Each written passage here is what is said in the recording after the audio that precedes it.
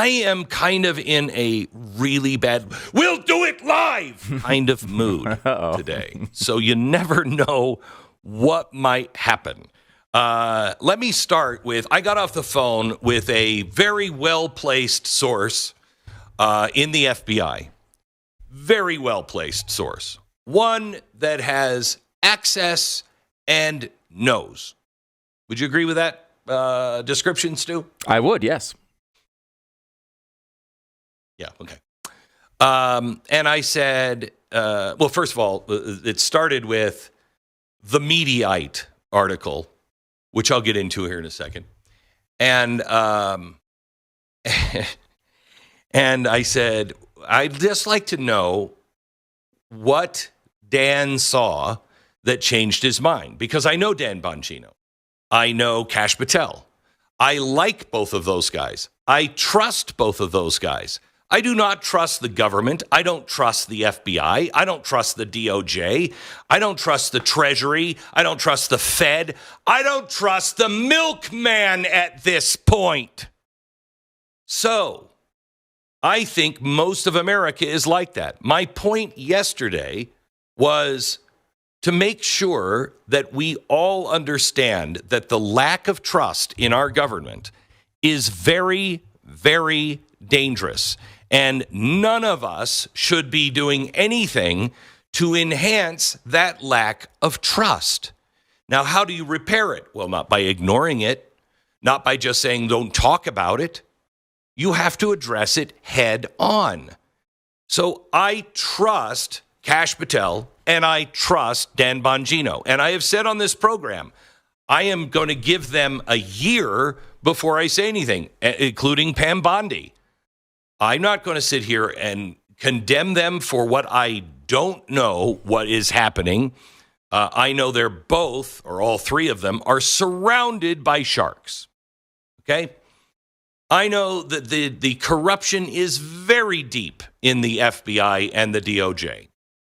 So if I'm not seeing some arrests in the next year, a year from now, I will be coming on and I will be saying things. And Dan Bongino and Kash Patel would be the first to say, you should be.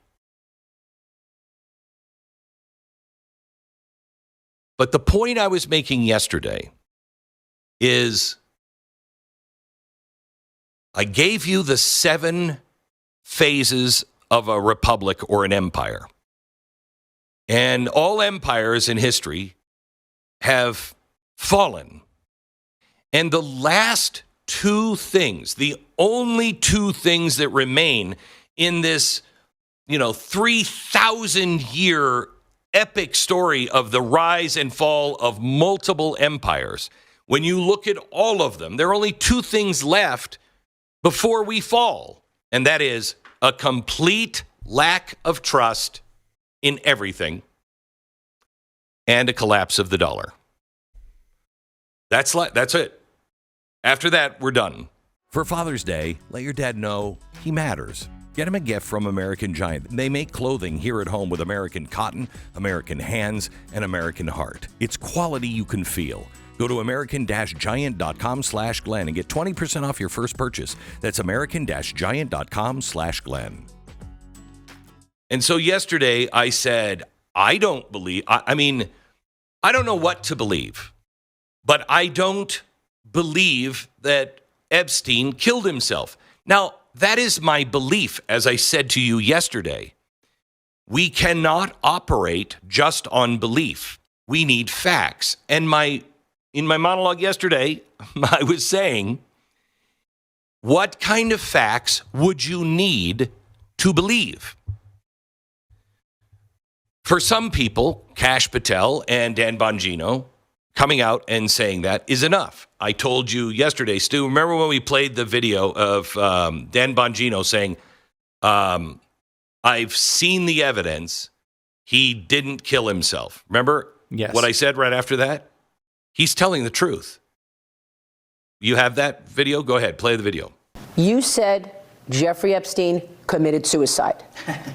People don't believe it. Well, I mean, listen, they have a right to their opinion, but as someone who has worked as a public defender, as a prosecutor, who's been in that prison system, who's been in the Metropolitan Detention Center, who's been in segregated housing, you know a suicide when you see one, and that's what that was.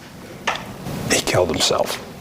You want me to get, I've seen the whole file. He killed himself. Okay. I believe him. I believe him. That's not good enough for America, however. Now, I have also said on this program, do you want to feel good or do you want people to go to jail? I want people to go to jail. That's why I said with Pam Bondi, when on day number 2 after that debacle of the release of the file, I said, look, perhaps this is because they're still gathering evidence. They want to put people in jail, yada, yada. I don't know why they withheld that evidence. But to believe that Pam Bondi, because I asked the president on this, to believe that Pam Bondi has sold out and then Kash Patel and Dan Bongino all sold out means that you must then believe that Donald Trump knows it and is part of it. That's the problem. Who is left to believe? Now, I want to see the evidence because the country must see the evidence. You don't fix things, and they know this. You don't fix things by saying, you know what, trust me. Dan Bongino, you've heard him for years. He's never said that to me. I never heard him say that on the air. Trust me. He does. That's not the way he is. He's very much like me. Don't trust me. I don't ask for your trust. I don't want your trust. I don't ask for your trust. Don't trust anyone in my position. You can trust that we have the best intentions, but don't take anything I say as gospel truth because it's not. It's my opinion. It's the understanding of what is going on to the best of my ability. You can trust my intentions, but don't trust what I say. Do your own homework. The only way truth is sustainable is if it's your truth. Anybody if you're a Christian, you know this. You have a testimony. You can't feast on somebody else's testimony. I can't sit here and fix the country or feast on the testimony of Donald Trump, of Kash Patel. Do your own homework. It has to be yours. So the thing that we are waiting for that has to happen is the release of information. And that will come. And if it doesn't, well, then you have a problem. But it will come. I talked to this source yesterday. Now, I have read stories that disagree with this. Just yesterday, I think NPR, a very reliable source, as reliable as Mediaite, a very reliable source, says that there is no tape of the hallway in front of the prison cell. I talked to a well-placed source yesterday at the FBI that told me, yep, that tape does exist, and I saw it. And I saw the last person to go in the cell when he was alive, and the first person to go back in the cell after he was dead. And I said, so there was no foul play? He said, no, wait. I want to separate two things. One, did someone go in the cell and kill him? Did somebody kill him? The answer, because of the video evidence that they say they saw, and I believe this source, they said the video evidence shows no one went into that cell. No one. Okay.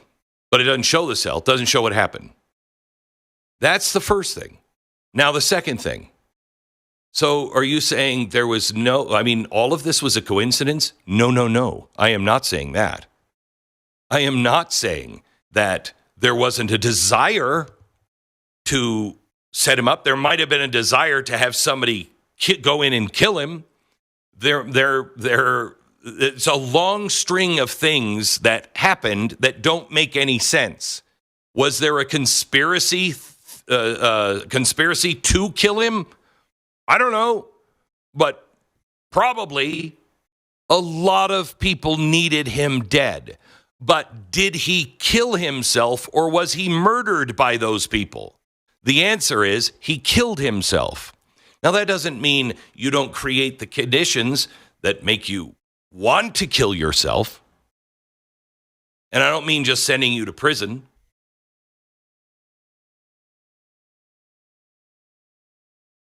Yesterday, I spent all morning, and I'm so frustrated because the republic is at stake. You know that, and I know that. I try to do my best to not, Stu and I talked about this yesterday. You know, neither one of us are the type to go in. If something happened, at a store or something, got it wrong, and we're just, and it's going to be a fight. Both Stu and I are both like, just leave it alone. I don't care. Because we don't like conflict in our life. And yet this is what we do for a living.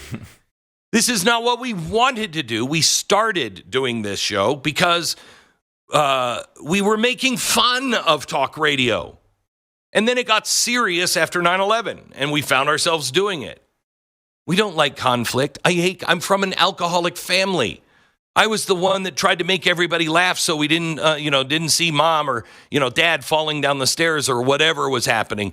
I don't like conflict. But I find myself in a situation where the truth does cause conflict. And you must discipline yourself to search for the truth, the whole truth, and nothing but the truth. We cannot live in sound bites. We must understand the depth of what is going on. Because as I'm going to tell you here in a few minutes, there is a new concerted effort to bring our streets into chaos, bring our country into chaos. The left, I shouldn't say this, the Democrats are completely dead. It is run now by the uber dangerous left. That's who's calling the shots.